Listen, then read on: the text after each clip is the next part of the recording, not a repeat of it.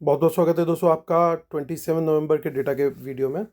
चलिए दोस्तों देखते हैं 27 नवंबर यानी फ्राइडे को क्या हुआ और कल यानी ट्यूसडे को क्या हो सकता है मार्केट में।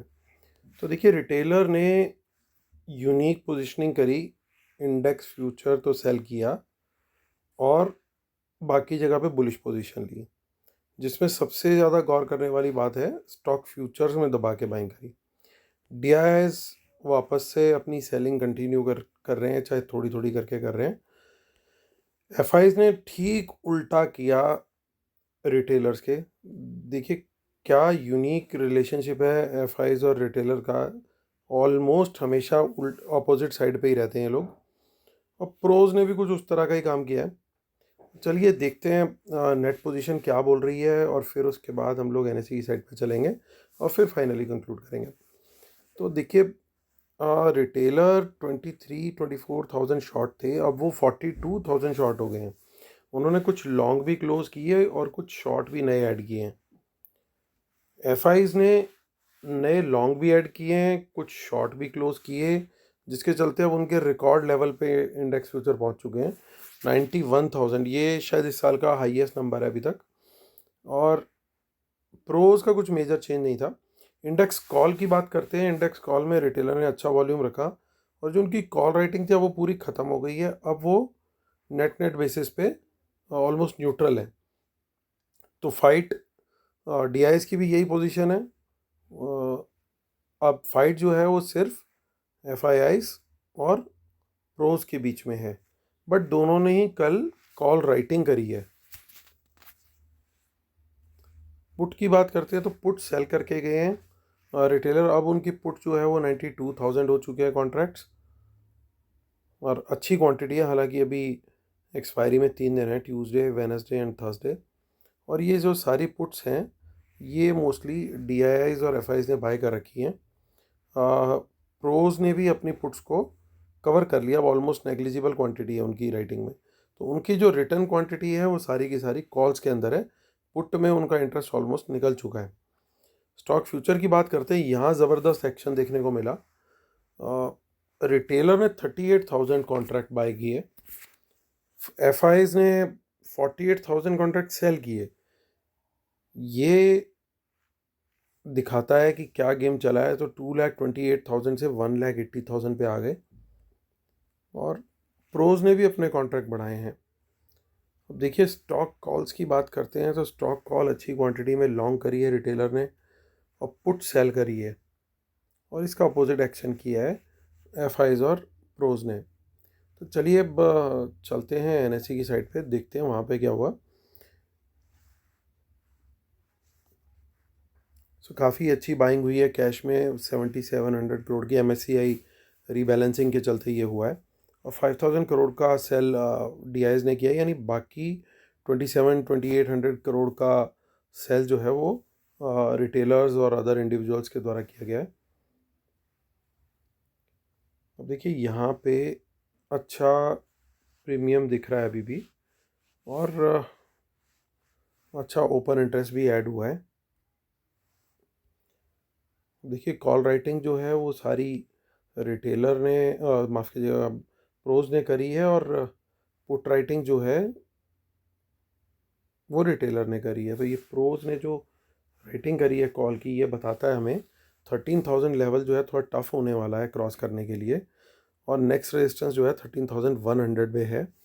और पुट राइटिंग जो रिटेलर करके गया है वो 13,000 पे ही है, और 12,900 पे। तो ये लेवल के नीचे रहने का चांस होना चाहिए मार्केट का।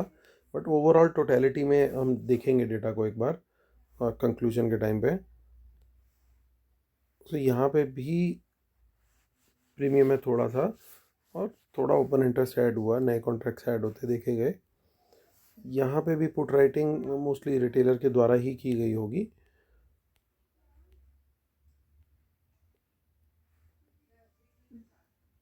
सो 29,500 की पुट राइटिंग है, 29,200 की है, 29,000 की भी है। तो these are mostly written by retailers. और कॉल राइटिंग देखिए जो 29,700, 800 और इवन 30,000, यहाँ पे प्रोज ने राइटिंग की हुई है मोस्टली। तो ये लेवल्स जो हैं थोड़े टफ होंगे अनलेस कि कोई गैप अप ना हो जाए। चलिए कंक्लूड करते हैं। कंक्लूड करने से पहले हम लोग एक बार डिस्क्लेमर पढ़ लेंगे और जनरल रूल्स भी शेयर करेंगे। So knowledge sharing is for educational purposes only, these are not buy sell calls, please consult your financial advisor before taking any action.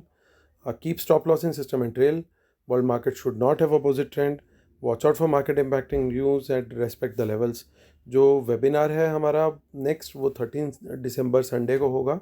सो जो लोग एनरोल करना चाहते हैं वो पेमेंट नीचे दिए गए डिटेल्स पे करें और मुझे स्क्रीनशॉट amit.dhamijawan@gmail.com पे करें, क्योंकि earning is hidden in learning, यही हमारा मंत्र है।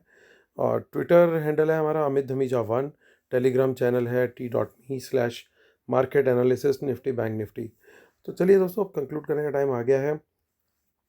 बड़ी सिंपल सी गेम है यहाँ पे। एफ आईज़ ने क्या किया गेम उसको समझते हैं पहले। एफ आईज़ ने इंडेक्स फ्यूचर में बाय किया, एफ आईज़ ने कैश में बाय किया।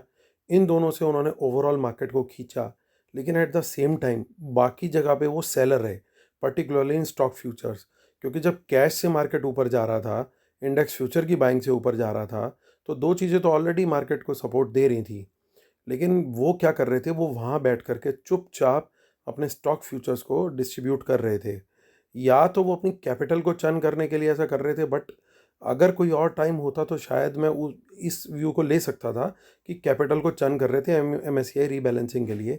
लेकिन इस समय जबकि एम्पल लिक्विडिटी है, बल्कि मैं तो बोलूँगा सरप्लस लिक्विडिटी है, और या फिर ओवर सरप्लस लिक्विडिटी है एफआईज के पास, तो वो चर्निंग वाली बात स्टैंड नहीं करनी चाहिए। तो इसका मतलब यही है कि वो इस अपॉर्चुनिटी को यूज़ कर रहे थे अपने स्टॉक फ्यूचर्स को निकालने की।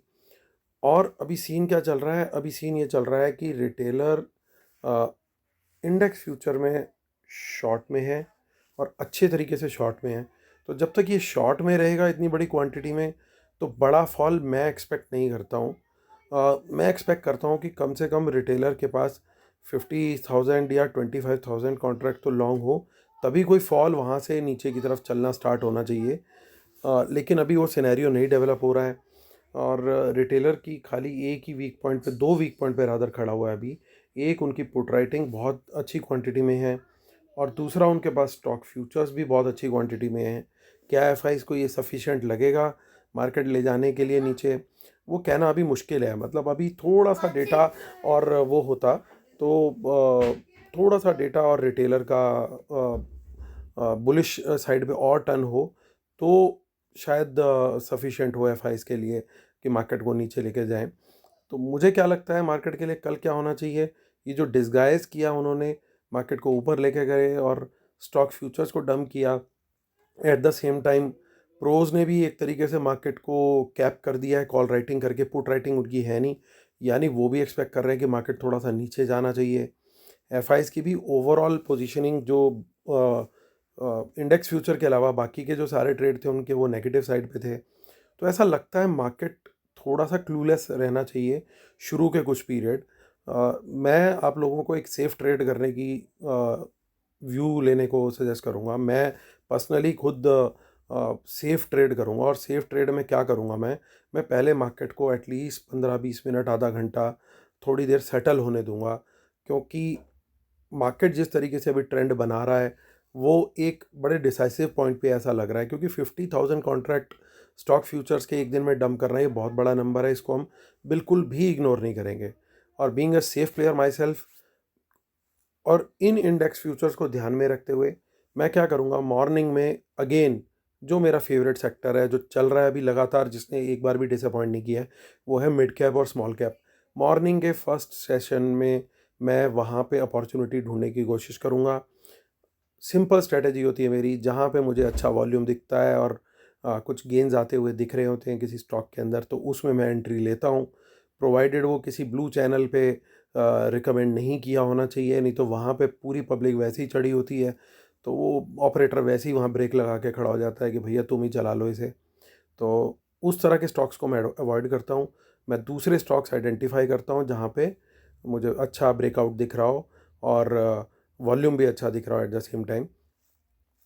उन तरह के स्टॉक्स में मैं एंट्री लूँगा मिड कैप और स्मॉल कैप में। और अराउंड 10-10-15, मतलब 9:45 से 10:15 10:30 के अराउंड मैं अपॉर्चुनिटी देखूंगा, तब तक इंडेक्स सेटल हो चुका होगा, अपनी डायरेक्शन तय कर चुका होगा, कन्फ्यूजन क्लियर कर चुका होगा। वहाँ पे मैं प्राइस एक्शन पे ट्रेड लूँगा। अगर ऊपर की तरफ जा रहा है मार्केट तो मैं लॉन्ग हो जाऊँगा, अगर नीचे की तरफ जा रहा है तो मैं शॉर्ट हो जाऊँगा इन इंडेक्स। वो चाहे कॉल भी ली जा सकती है, पुट भी ली जा सकती है, इंडेक्स फ्यूचर में भी डायरेक्ट ट्रेड किया जा सकता है। तो that is the view that I will take, क्योंकि बहुत ज़्यादा लड़ाई करने की ज़रूरत नहीं है हमारे को स्मार्ट मनी से। उनके साथ चलना है और अपने पैसे निकालने हैं, दैट शुड बी द मंत्रा। और पैसे गंवाने नहीं है। एंड जब भी कहीं कोई डाउट दिखता है, वहाँ पे हमारे को थोड़ा सा साइड पे खड़े होके डायरेक्शन क्लियर होने का वेट करना चाहिए। That is exactly what I am going to do in the index trade for tomorrow.